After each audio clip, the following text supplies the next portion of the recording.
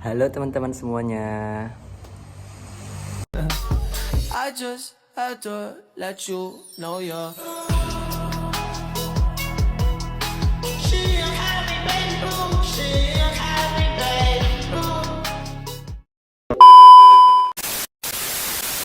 Jadi di video kali ini saya akan membahas materi tentang kedudukan dan sejarah fungsi bahasa Indonesia. Sebelumnya video ini saya buat karena untuk video UTS sebagai penilaian saya.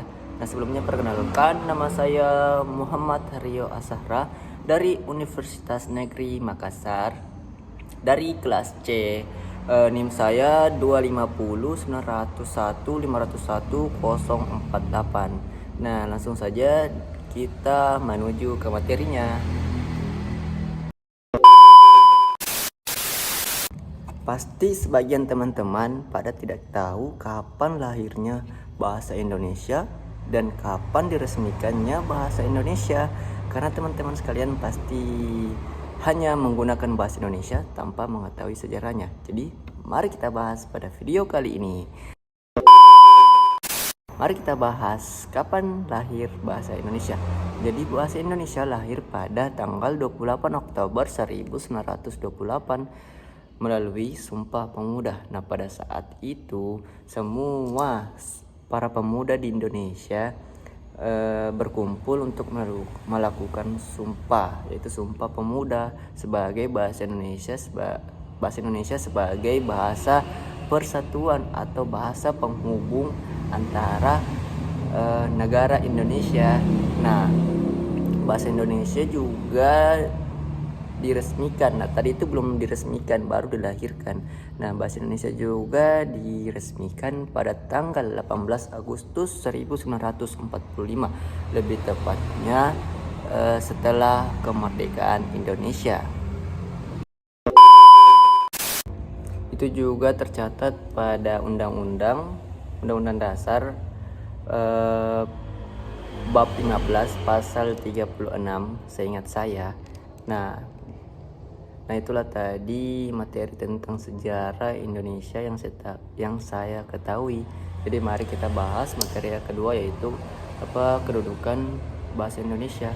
Nah, teman-teman sekalian perlu ketahui, bahasa Indonesia itu sering kita gunakan. Jadi bahasa Indonesia itu digunakan di kehidupan sehari-hari kita sebagai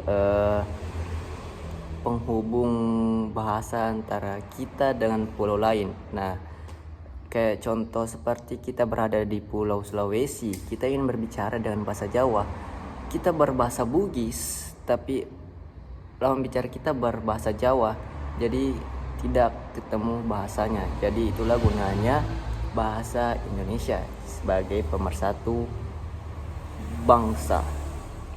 Nah, juga bahasa Indonesia itu digunakan di perguruan tinggi seperti SD, SMP, SMA, karena bisa kalian ketahui kan, pasti siswa-siswa atau mahasiswanya juga itu dari berbagai bahasa, jadi lebih baik menggunakan bahasa Indonesia. Kita juga harus bangga berbahasa Indonesia karena bahasa Indonesia juga sebagai identitas nasional kita. Jadi jangan malu untuk berbahasa Indonesia di depan umum, karena itu sebagai alat komunikasi kita di negara kita. Mungkin itu saja sedikit penjelasan dari saya. Mohon maaf bila ada salah kata dan yang menyinggung hati teman-teman sekalian, mohon dimaafkan.